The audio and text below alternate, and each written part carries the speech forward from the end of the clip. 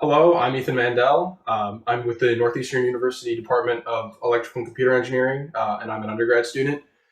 Today I'll be discussing my research involving chord recognition from DFTs of downsampled audio signals.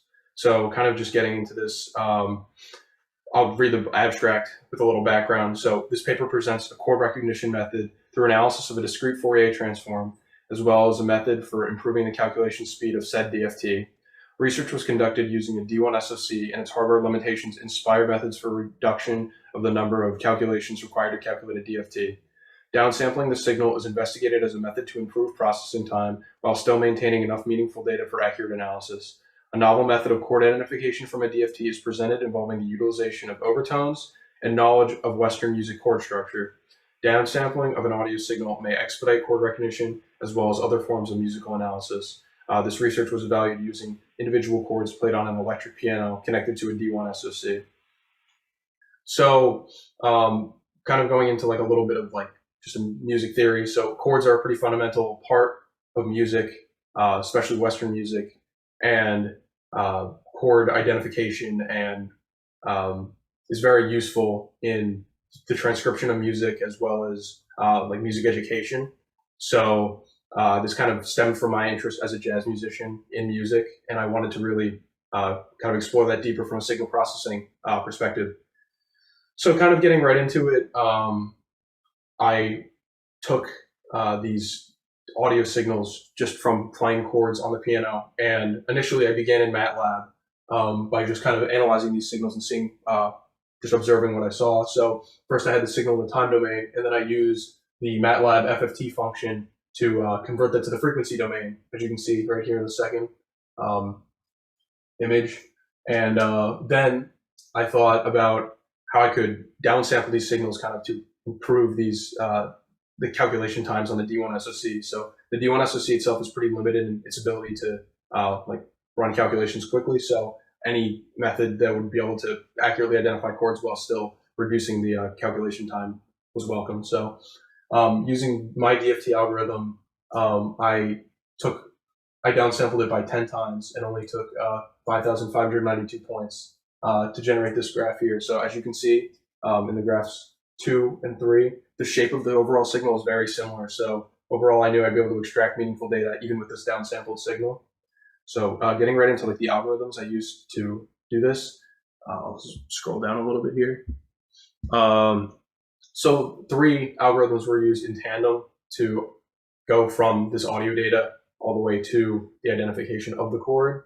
So beginning with audio to just getting the maximum frequencies, the DFT algorithm performed this sum here, but only at like specified intervals. So if I wanted to downsample it by 10 times, I set this K value to 10 and only took like every 10th Fourier coefficient, and I could pick any number. So a reduction factor of 1 meant no downsampling at all. It would take every single point. And then a reduction factor of 100 is every 100th point would be taken. So from there, the 15 frequencies with the greatest magnitudes were determined and then sent kind of to the note identification algorithm. So that's a pretty straightforward algorithm. All it does is take those maximum frequencies and using like the 12-tone equal temperament system, just convert them into like notes. So the way the 12-tone equal temperament system works is there are 12 semitones within an octave. So I go from A to A. There are 12 subdivisions within them, and they're all equally spaced. So that formula is 2 to the however many semitones you're trying to determine from the root note divided by 12. So it's that 12 even spacing. So from there, obviously notes aren't like exact frequencies. It's really within a band of frequencies. So each one was like about a 30 hertz band that was just like an acceptable range. This actually like grew at higher frequencies and shrunk at lower frequencies. But going from there, those maximum frequencies were turned into the notes, and from there, the two chord identification algorithms were determined. So the original algorithm just took the 3 notes that were linked to the 3 greatest frequencies, and then just tried to match those against a chord. So if C, E, and G had the 3 greatest powers like linked to those frequencies, they would just be identified and matched against the list of all major and minor chords. But but there were issues with this algorithm, and it really didn't take overtones into account, as well as just like actually like errors within like the playing. If like the G keys hit harder, like it would have just like greater amplitude, and the chord wouldn't appear in order. So the improved algorithm kind of sought to resolve these problems. So the number of times a note appeared was prioritized over the magnitude of the greatest maxima. And if two notes appeared with the same number of times, the lower frequency note was given priority. This is due to just the nature of overtones themselves and the nature of the Western chord structure. So chords are always built by stacking thirds up. So lower frequency notes have a tendency of being the first note in the chord, and the overtones themselves were utilized with this like number of times the notes appearing, because let's say a C was the first note in the chord, the likelihood of there being overtones within the like range of the piano was greater than like the higher notes in the chord. So just due to that fact, the overtones were very helpful in identifying which is more likely to be the root of the chord, the third, and then the fifth. So that essentially is the method there for actually calculating, but I'll go now into the methodology for the research itself. So the chord identification accuracy results were all from this D1 SoC board, and 240 recordings of just like a singular piano chord were used to determine accuracy of original and improved algorithms.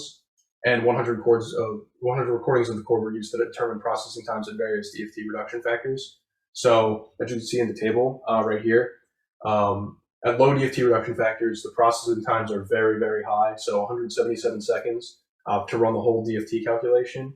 But as you can see, we get down to about DFT reduction factor 10, and it's only 17.68 second calculation time, a huge improvement. But let's just see how the accuracy fared. So at very, very low DFT reduction factors, no, like very, very little downsampling, we have very, very high accuracy, as to be expected, because the signal information is fully intact. But as we increase our DFT reduction factor, our accuracy starts to decrease. But like an observation I'm proud to point out here is the improved algorithm had significantly improved results even with these lower DFT reduction factors, as you can see. With the DFT reduction factor of 10, the original algorithm had a 79.2% accuracy, and the improved had a 91.7% accuracy. Significant improvement, and no additional calculation time is required. So this method was absolutely successful in the improvement of the calculation speed. So kind of just wrapping up my research here. This paper is a method for reducing DFT calculation times, as well as a method for identification of a chord from a list of notes.